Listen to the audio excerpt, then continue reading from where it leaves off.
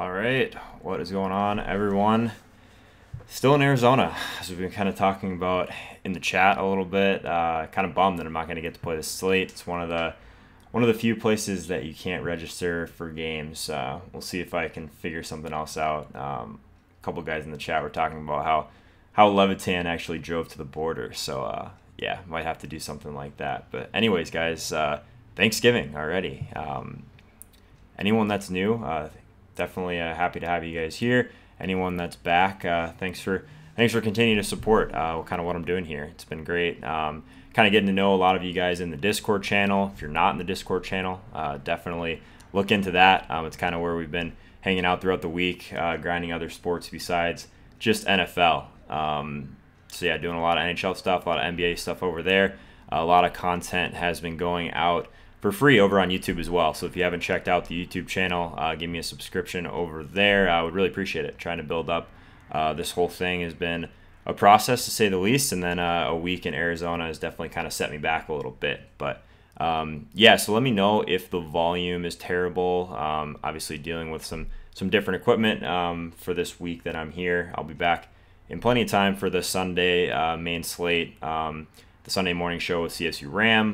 We'll go on as planned. But yeah, everyone's pretty concerned in the chat right now with my ability to not play this slate. So maybe I might have to actually look into this a little bit more. The plan is to do a stream tomorrow morning, talk a little bit more game theory type stuff, small slate theory. I think it's a really interesting dynamic and definitely different than some of the main slates that we've talked about in the past. I wanted to do that. Also wanted to go through props because I will be betting props tomorrow. That's a fact. But yeah, the more I looked into the slate, because I obviously didn't want to leave you guys hanging just because I can't play the slate, doesn't mean that all of you guys, all the subscribers, didn't want to leave you guys hanging. So I thought we'd do this stream and kind of go over this Thanksgiving slate as well.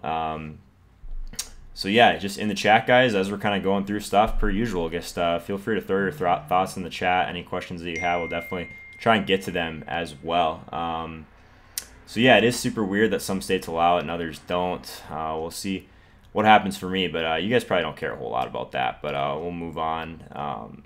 Yeah, so the whole Levitan WNBA thing actually had me kind of thinking a little bit as well. I know some people that have been driving over the border to play college football. So yeah, I think that the play is probably to get someone else to reserve those entries and then maybe go edit if I have to. We'll see. Anyways, guys, this Thanksgiving slate is awesome. Like, there's so much great action on Thanksgiving. There's so many people that are just casually playing. The prize pools are great as well. So it's really nice. I mean, I've had a little bit of kind of success in head-to-heads, but honestly more like looking at some of these big tournaments that people are going to click on when they're sitting there watching football. Really just want to kind of get some action. I'm actually excited to see what happens with the showdown slates as well. So I'm sure a lot of you guys will be kind of grinding some of those showdown slates. We can definitely touch on that a little bit, but definitely the majority of my research has been on the classic slate. So yeah, so we're definitely going to have to discuss some of those guys you mentioned, LeBron games. 2v2s is not something that I normally really want to go into, but I'd definitely kind of give you my take on what I think about those guys. Galladay, Burton, Amari Reed, all these guys are definitely in play. It's the main thing about this slate that's going to be interesting is if you have kind of a winning team, or you're without much PMR going into the last game, this Atlanta and New Orleans game, it's probably going to change. It's probably going to change in a hurry. So I think that having that PMR available is definitely something that you want to prioritize to get to some of these studs. But we're going to have to find some value in some of these earlier games, which has definitely opened up a little bit as the week has gone on. So we'll talk about that. We'll talk about kind of position by position, at least how I'd be kind of attacking the slate, and then kind of just go into more of like a Q&A type of thing. I think that that's probably the best way to kind of go about this, since there's not as many plays to talk about, not as many games. So did want to shout out Sam of Steel. He was a tier 1 subscriber, came in late last night. Always want to kind of shout out some of those guys. And then even just within the last 15 minutes, JoJo and Mai1623, a couple new followers over on the Twitch streets. So really appreciate it, guys. These are a lot of fun. Kind of doing these more and more. Definitely kind of reaffirms my decision to kind of go at the streaming thing full time. So, all right, guys, let's kind of jump into the slate. Let's go position by position today. Normally we kind of jump around a little bit, but I think if we try and keep things a little bit more on track, it might make a little bit more sense today. So, so in the chat, Boyden's talking about paying down to Chase Daniel. It really allows you to do a lot in lineup construction, but I have concerns, obviously. Like, Chase Daniel looked legit terrible in the preseason. I'm not sure how many of you guys are grinding preseason, but that's like one of the best times of the year, and you actually kind of get a decent feel for some of these guys in situations like this. So definitely understand the lineup construction thing. I do think it's a lot different than the Lamar play was last week, just because of his rushing equity alone. It's totally different to get to a guy like Chase Daniel, but we will talk about him. I do have some of the data here available.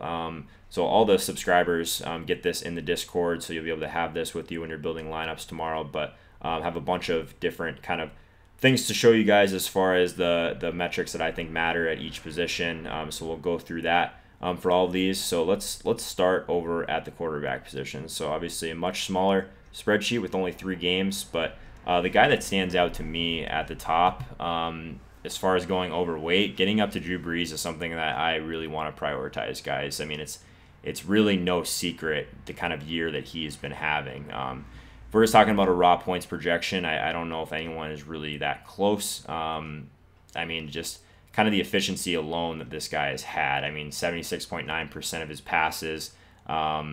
It's been just crazy. I mean, his completion rate, along with Michael Thomas, has helped a lot as well, kind of on a historic pace as far as efficiency goes. It's pretty crazy. So I definitely think that starting your roster with Brees is not the worst kind of direction to go. I think that's going to be a lot of people's plan, to be honest. I think you can poke holes in almost any other quarterback on the slate, even from a point per dollar perspective, 6,700.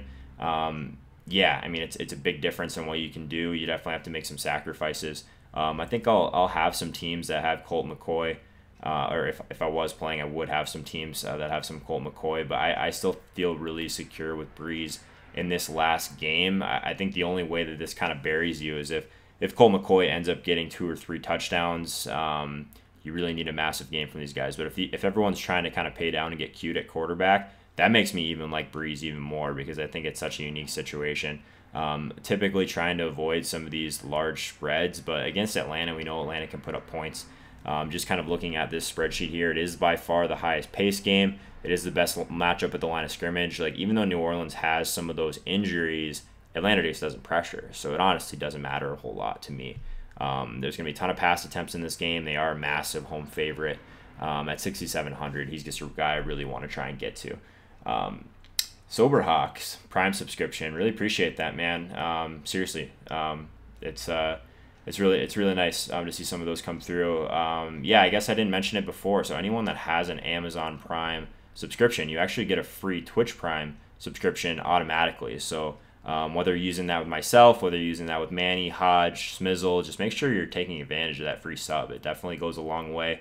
It might not seem like a big deal, 1 sub, 2 sub, but it really makes a big difference kind of if you do take advantage of that. So I always like to mention it. A lot of new people, I know a lot of you guys have been on Twitch for a while that have kind of reached out to me on the Discord, but a lot of people still are kind of trying to get a feel for it relative to we were doing the shows on YouTube before. So always like to mention that. Sober Hank, definitely appreciate it, man.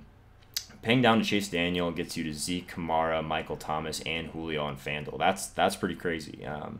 So getting up to some of these studs is going to be something that we have to really try and do across the board if you don't go to Brees. But, I mean, I think Brees is one of those guys that you really have to try and get to. I think paying down at tight end, paying down at defense, almost a must for me on this slate in order to get to some of these guys. That's normally kind of the strategy anyway, just because tight end is such a dumpster fire. But it's still pretty pathetic this week, which we'll talk about. Guess this means I need to stop being a fish and register for the Discord. Yeah. You're doing yourself a disservice, man. Like, that's where we talk about a lot of the news, a lot of the late swap stuff. We'll talk more about strategy on these smaller slates tomorrow. But, gosh, there's just people that refuse to late swap, and that's the best way to lose money on these slates, honestly. So if you totally mess up this first game, you have to make moves, guys. Like, you really have to. I think that if you're behind early and you have all these people coming back with these New Orleans Atlanta stacks, you really have to try and pivot to some lower owned plays to give yourself a chance. So get in the Discord. We'll talk through it. We'll talk through some of the biggest leverage plays available, where you think ownership's going to go, that type of thing. I think that's one of the best parts about Sundays now on the Discord. So yeah, recommend to all not to fade the studs. Doozy, that's another part of some of the stuff we'll talk about tomorrow. It's like fading the studs on these small slates, especially if you're not used to these small slates. It's really, really tough to catch up if there's a player at a position that's just far and away what some of the other positions are. And to me, at the quarterback, that is Drew Brees. You can make the argument for Matt Ryan at 6,100 as well. And I'm honestly more interested in getting up to some of these guys relative to some of the cheaper quarterbacks. I know that it opens up a ton if you really are trying to get in Zeke, Michael Thomas, those other guys. I think it's fine, but on this specific slate where we have one game that does look like it stands above the rest, to me, Matt Ryan's definitely going to be the lower owned one of the two. The Saints defense actually looked pretty good last week, had a bunch of exposure to them, had them on my main team. We'll talk about defenses as well, but Ryan's a guy that does have some upside for sure, especially if you're rolling out Julio. I actually think Julio and Michael Thomas is a lot closer on this slate than it has been recently, so we'll talk about that for sure. So I get the Dak play, so 5,100 if you're paying all the way down. My concerns with Dak, just looking at this sheet, it is a massive pass funnel. Washington has been it is a massive run funnel. Washington's been pretty brutal against the run. It is the worst matchup at the line of scrimmage as well. You do get some rushing equity with Dak, which is something that we don't really have from any of these other quarterbacks, except for maybe Colt McCoy. He is a home favorite, so I think Dak at 5,100 in the mid-range makes some sense to have some tournament exposure too, but my concern is like him really going off with Zeke, with Amari. We saw it last week. It's really tough for both of those guys to really smash in this offense that doesn't have a ton of volume. I'm not really super interested in Dak, but I understand it if you're really trying to pay down. DK's been giving away top QBs all season. Yeah, man, Boynton, that's a really good point. Just like the pricing on quarterbacks has been so different this year than it has been in the past. So I think I've played more guys, and I think they did it on purpose, right? Like a lot of the casual players, they want to play Drew Brees, they want to play all these, they want to play Aaron Rodgers, and in order to do that, they really had to adjust the pricing. So I think I've played more like elite type quarterbacks this year than I think I ever have. And a lot of it has to do with how cheap these guys are. Like, there's an argument Drew Brees, if this was last year, even on this slate, small slate, like Drew Brees at like 7,800 wouldn't have been surprising at all. So to see these guys so cheap, I do think that there is kind of merit to getting all the way up on this slate. And if he's going to be 40% owned, I think going overweight on the Drew Brees situation is something you can feel pretty good about. Taylor Gabriel, doozy. Yeah, so we'll get to Taylor Gabriel. I think that outside of that, quarterback, that's pretty much where I'm at. I don't know if we really have to talk a whole lot more about the position. That's pretty much where I'm at. I think that if I'm going to try and pay all the way up, I get it. If you really want to play the roster construction game, getting down to a guy like Colt McCoy or Dak. But let's move on to running back, and this is another position that is relatively straightforward to me. So Zeke, obviously he's extremely expensive. I do prefer Zeke to Kamara in this game just because of how well he's been playing lately. He's got by far the highest touch projection that I've seen. Kind of some of these projections in this spreadsheet are basically an aggregate of a bunch of different paid sites that I do for the Twitch subs. So massively kind of in favor of Zeke as getting the most touches. I mentioned how it's just a massive run funnel situation against this Washington defense. They have been relatively good against running backs in the passing game, which is kind of interesting. But this game, as far as plays go, Dallas is expected to run a bunch of plays in this game, which is something we don't normally see from them. So I think that going to Zeke certainly makes a lot of sense to try and prioritize him. I play a lot of single entry stuff. If you missed the shows on Tuesday, I kind of tend to play these smaller field GPPs at kind of the mid to high stakes, like the 1,500 level or so with under 100 people. So those type of tournaments, I always prioritize running back volume over some of these wide receivers. So getting to Zeke and then maybe kind of living with that Michael Thomas fade, especially if you're playing Breeze. I think that that's something that's going to give you a really solid floor. So one of the things that I like to look at least on this sheet, is total yards per game, so yards from scrimmage over the last 4. This is a metric that, not a metric, but a kind of a study that Chris Rapon did 2 years ago, and it makes a lot of sense. It basically kind of combines obviously the rushing and the receiving equity from these guys, but at the same time kind of gives you a little bit of idea of what their efficiency's been like. So really like the idea of Zeke. I mean, far and away the guy in that spot, followed by Tevin Coleman, and then Kamara and Ingram together.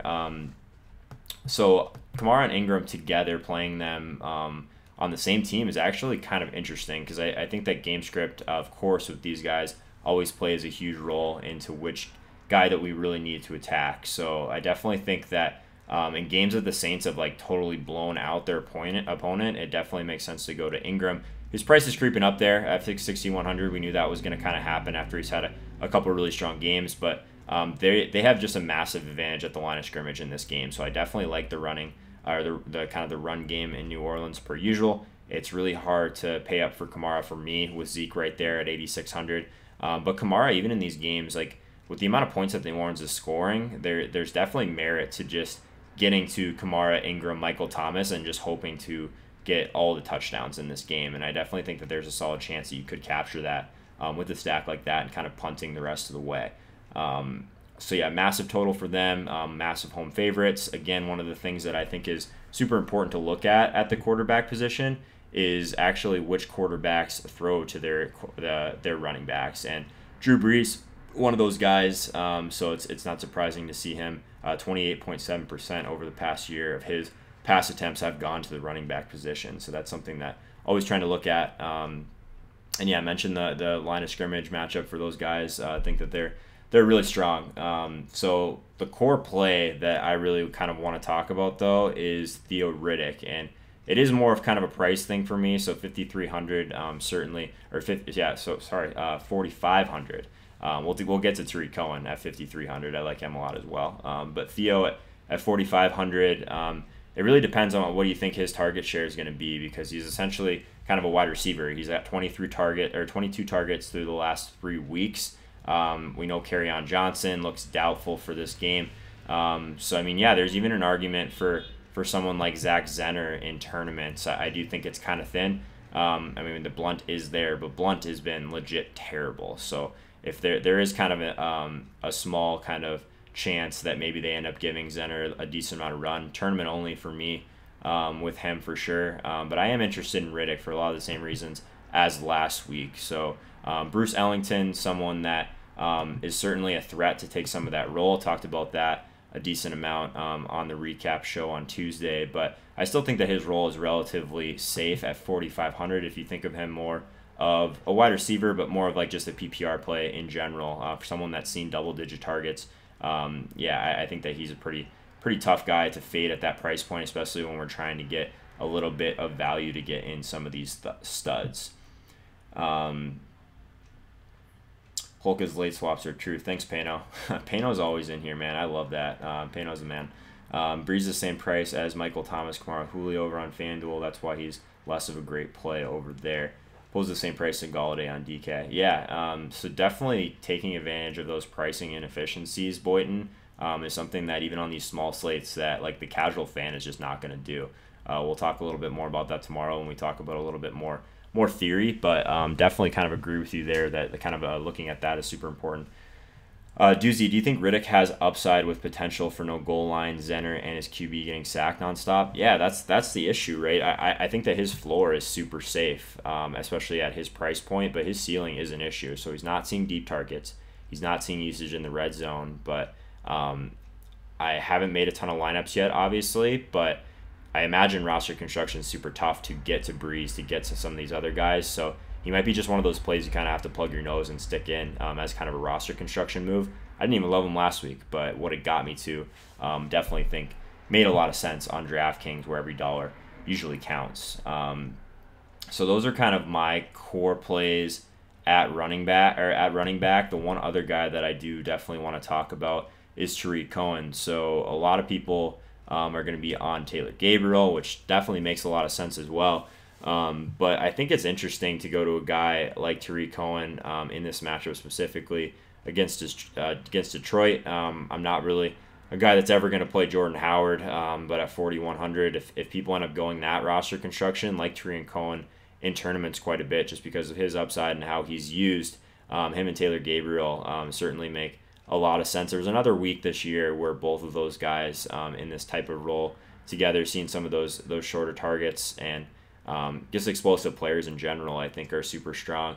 So 5,300 for Tariq Cohen is a lot harder for me as far as a roster construction play on like a main team. So that's kind of why I think Theo Riddick is the direction that I would land. But definitely think that he's a guy that we should talk about.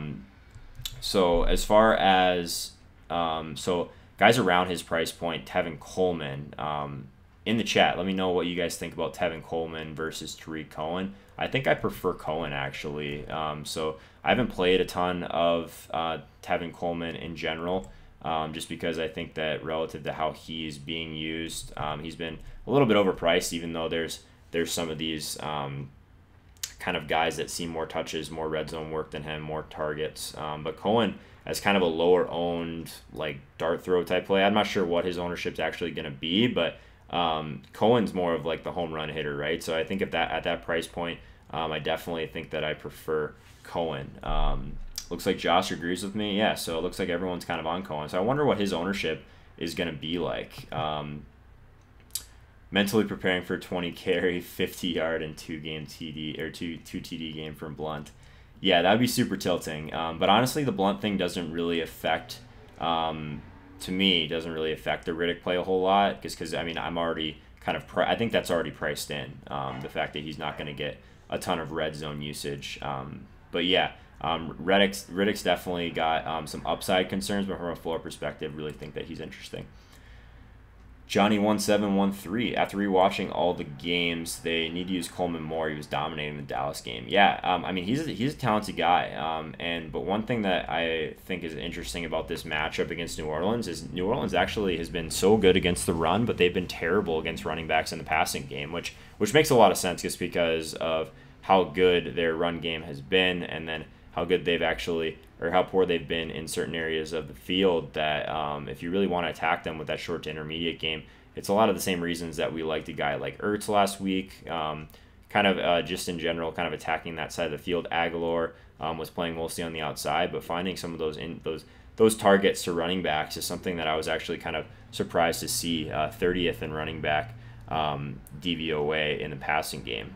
But yeah, I'm not sure how much upside Tevin Coleman actually captures there, but he does have, like Boynton's saying, does have probably a better chance at a touchdown than Tariq Cohen with higher red zone usage. That's definitely a good call there. If he gets 15 touches or so at 5,200, I think he's interesting, but my core plays right now, I mean, Zeke obviously is a tier above kind of everyone to me. I get Kamara maybe in tournaments, but I do think that Zeke has a much higher expectation in this one. I think if you're playing Kamara, it makes a lot of sense actually to play Ingram with him. Gives you kind of a different lineup construction than I think a lot of people will go with, and hopefully just gives you the process of just getting a lot of the touchdowns in that game on the New Orleans side of the ball. So I think that makes a decent amount of sense. Ito for tourneys. Yeah, I haven't actually gone the Ito direction, but if you really are playing up the kind of the impact of how bad New Orleans has been against running backs in the passing game, at 3,400, Ito Smith's going to give you a ton of savings, and he's definitely going to be a contrarian type option. So I think the Coleman play kind of comes down to if you think that Atlanta can keep pace with New Orleans. I get worried about game script a little bit with Coleman at times. I have a Zeke, Kamara, Ingram lineup, then you have to go down to Dak. Yeah, I would imagine if you're playing Zeke, Kamara, Ingram, there's no way you're able to kind of fit in Breeze with the value that we have as of right now. But sharp call there, LeBron games. All right, so that's pretty much all I got at running back. We can always cycle back through, take some more questions after we get through the positions, but definitely wanted to kind of roll through them first. So at wide receiver, again, I mentioned that I kind of think that Julio is interesting if you want to fade Michael Thomas at 600 more. So since since I would have Breeze on most of my teams, obviously, it makes sense to get the correlation with Michael Thomas. But on the other side of that, getting access to both of these guys in a way with Michael Thomas through Drew Brees and then playing Julio if Julio ends up outscoring him. So Julio, as far as like, he's always going to kind of dwarf Michael Thomas in the Whopper and market share of air yards type stats. If you guys don't know, Whopper is a target share, but also air yards kind of metric from Josh Hermsmeyer that's super predictive as far as value and volume and those type of things. So really like looking at Whopper. The top Whopper guy is Julio Jones, a guy that's actually been scoring touchdowns. So Marshawn Lattimore, again, I'm trying really hard not to look at some of these matchups too closely, but I definitely think that's a matchup he can win. So on the other side of that, so if Marshawn Lattimore is shadowing Julio like we expect, there's a couple options that I think are kind of interesting in this game. So the one that I did kind of, or that jumped off the page to me right away, I definitely think that Calvin Ridley at 5,400 is super interesting. He's a guy that I haven't played a ton this year, but his Whopper right there with Sanu, I definitely think that Calvin Ridley has a decent amount more kind of upside in that. If we're talking about Sanu quickly while we're here, I think that he's a guy that at 4,500 makes a lot of sense. I mean, the Saints have been dead last in adjusted yards allowing to a team's wide receiver 2, so take that for what it's worth. I definitely think one of these guys is going to have a really strong game. So Sanu has been really strong in the slot for this team for a while, super reliable, but definitely think he has a chance to kind of rack up some targets in this matchup. So Sanu is a guy that I'm kind of on right now, but outside of that, I think that Calvin Ridley makes a ton of sense based on what his matchup is likely to be against Eli Apple. So again, not putting as much weight into kind of the cornerback type things, but I do think the game environment is really strong because I think that there's a chance that most teams are really going to try and attack Eli Apple because of how bad he's been. So Ridley continues to kind of run a ton of routes. He's been quiet though, but he's a talented guy, one of these rookies or one of these young guys in general that is running a ton of routes, running a route on just an insane percentage of Matt Ryan's dropbacks as well. So we've seen this guy pop off for big games in the past. So I think that type of upside is something that you kind of have to prioritize on these smaller slates. So yeah, kind of on Ridley. I think Sanu is super interesting at 5,400 from kind of a floor perspective. Hashtag never Julio. Yeah, I get it, man, but he's been scoring touchdowns fine. So I mean, we gotta kind of put him back in the conversation. I think maybe him over Michael Thomas is bad, but if you really are in a pinch for price and you need that extra 600, definitely think that he's in play. I like Cole Beasley as a cheap wide receiver in GPPs. Cole Beasley is an interesting one. Would anyone be surprised if Cole Beasley had his yearly 3-touchdown game that he seems to have basically once a year in this same price range? So 4,200. Definitely think that he is not a core play for me. I think that there's a lot more upside with guys that kind of have a little bit more kind of pop to their game, like Calvin Ridley.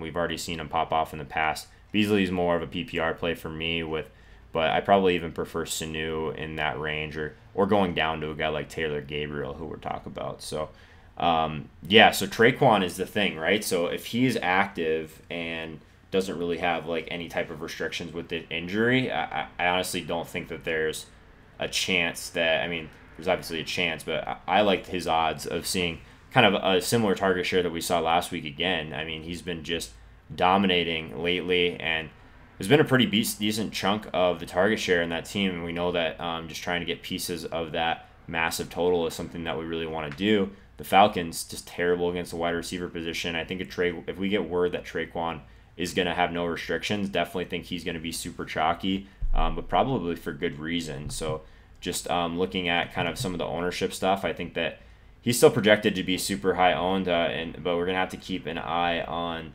that injury, of course. In that range, definitely think there's a lot to talk about, but if we want to kind of pay all the way down, I do think that going all the way down to Gabriel is something that I really want to do. So, I mean, Gabriel's a guy that we were getting around like 5K and kind of excited about playing this guy kind of in like the the Tyreek Hill light type role for Chicago. I definitely think that's a really good spot for him against these Lions cornerbacks. So I mean, Darius Slay is the only one to really worry about. He's probably going to be lined up most of the snaps on Allen Robinson. So I think going to Taylor Gabriel is super interesting. A guy that's still seeing decent amount of deep targets. I know we do have some quarterback change to kind of worry about as well, but I mean, Taylor Gabriel at 3,700, I think he's one of the guys that you kind of need to consider going down to for value. So I mentioned getting your value pieces of some of these games we think are going to be lower scoring. I think that Taylor Gabriel is one of the ones that I'm the most interested in. And again, so Traquan for 1K more, we're really not going to know about some of the news. So that's one of the things. I think there's a lot of people that won't leave their slot open for a guy like that. So trying to get Traquan in your lineup, maybe if he doesn't end up playing, you just pivot down to Sanu at 200 less. So I think leaving yourself enough salary to have Traquan in your lineup, and if he doesn't play, you just move it to Sanu. Still feel pretty good about that, but if Traquan does play, you still have enough salary to kind of make that work, and you never know what his ownership will be at that point, because I think a lot of people won't leave themselves enough salary, at least enough flexibility to kind of make that work. So that would be what I would do for sure. Miller, I mean, I talked about Miller a little bit. Definitely think that he's the guy that makes a decent amount of sense if you do want to pivot off of Gabriel. I think Gabriel is the guy that I'm on for sure. I mean, there's always kind of a chance that a guy like Miller ends up I talked about how these young guys like all the way down here that have been kind of quiet lately. I'm just not really trying to fire at these games if I really have to. I think firing at someone that is cheap and in such a great matchup, I'm more interested in Gabriel for sure, but definitely understand the thought process with Miller. And so that's pretty much what I'm going to do probably, or what I'm looking at least at wide receiver. So Amari Cooper, I guess we should probably talk about him. He's always going to be one of those guys that has a high whopper now in this offense as far as his target share goes. But so busting as the chalk, would anyone be shocked if he just went nuts on Thanksgiving at lower ownership than he was last week? Definitely think it's possible. He's kind of like a leverage play if you can't get up to Zeke. Definitely think I prefer the roster construction that gets me to the elite running back and volume there. But I mean, Cooper, he barely even saw any targets kind of the first half of that entire game. So he's always going to be a guy that is a threat in the red zone. Hopefully, if you're playing Cooper, you're hoping that they're just trying to force feed him the ball like they did in week 10. I just don't know if I totally buy it. Can we get a Pete GIF for Amari? Yeah, we should. How is that not already made? Yeah, we might have to get a Pete GIF where he's running off the stream to puke too. That was just incredible if you missed that. Pete wasn't feeling well, ran off the stream, came back in about 2 seconds, finished his take about Jonnu Smith. That was incredible. Anyways, still blows my mind that happened. But yeah, Amari Cooper at 5,700, definitely prefer kind of the price points of these other guys that we've talked about. Like paying 5,700 for a guy when Kenny Golladay is at 64, to me seems bad. Golladay is one of those guys that to me just makes a lot of sense from a raw points perspective, but in lineup construction might be a little bit tougher. He's the guy outside of Riddick that if you're kind of stacking up anything on the Chicago-Detroit side of things, I think that Kenny Golladay has to be one of your priorities for sure.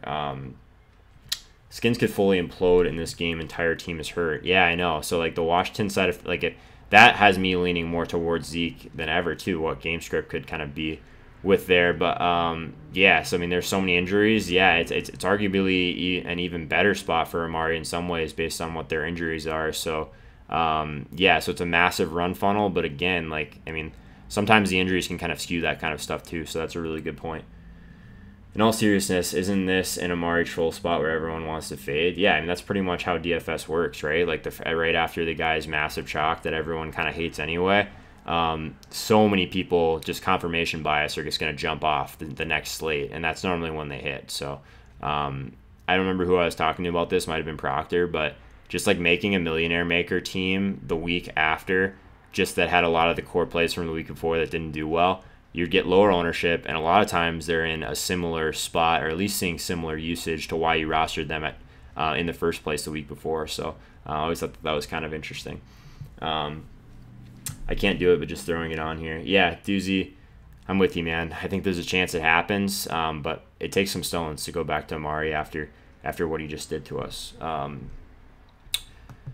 So yeah, I mean, at such a small slate, I don't want to just like talk about every play. I definitely think that on a slate like this, you have to try and take a stand. We'll talk about that tomorrow on some theory type stuff. But yeah, I think we've touched on a lot of these guys. Let's move over to tight ends. Tight end is just a lot of fun, guys.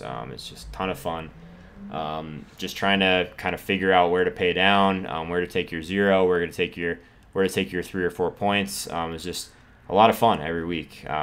Yeah, just in all seriousness, guys. If you do want to pay up for Jordan Reed at 4,700, you're gonna have to make some serious sacrifices, and it's not something that I think is really optimal.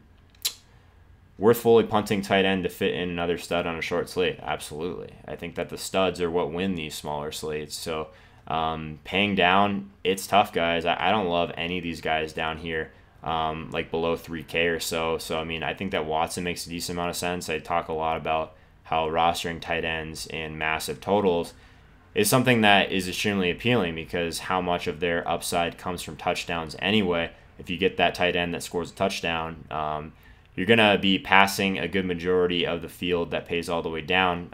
But yeah, 3,200, 500 more than a guy like Swaim at 2,700.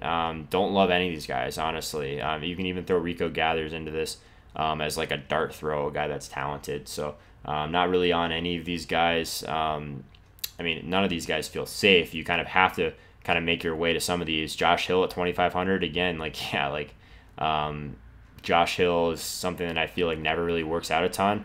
But again, New Orleans and Atlanta, actually number 1 and number 2 in offensive pass percentage over the past 2 weeks. So they're going to throw.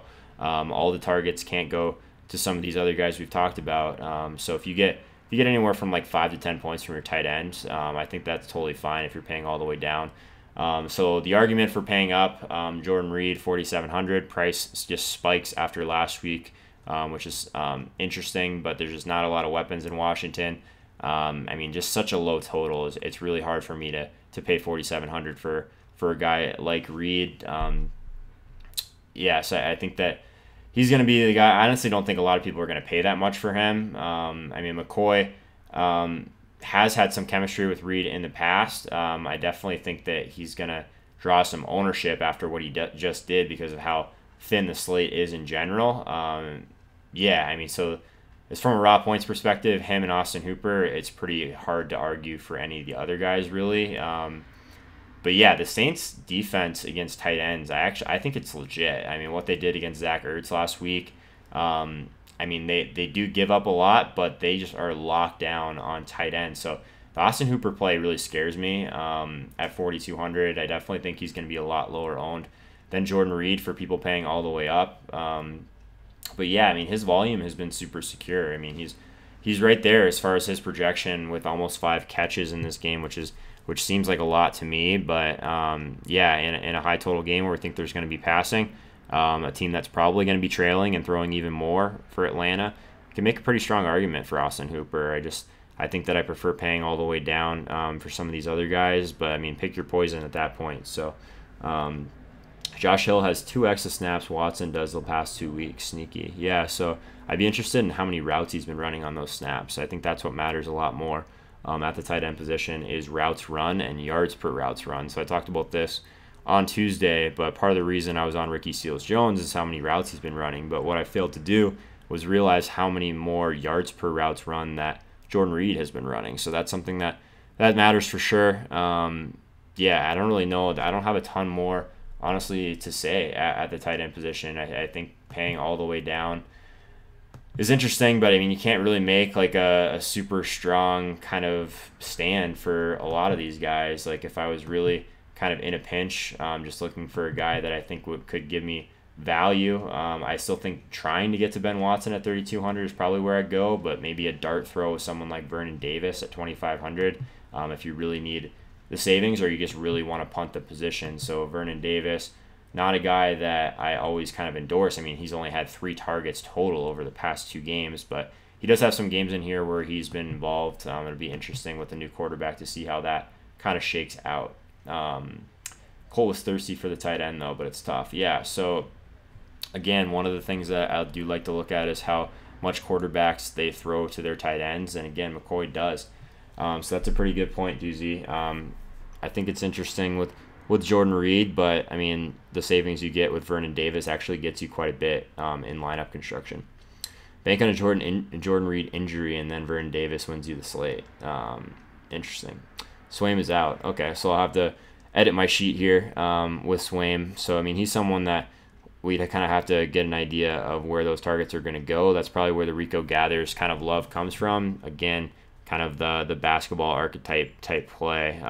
But, yeah, I mean, if you get a touchdown from him at Stone Min, I definitely think he makes a decent amount of sense. So let's move over to defense, and then we'll do just kind of some random Q&A here.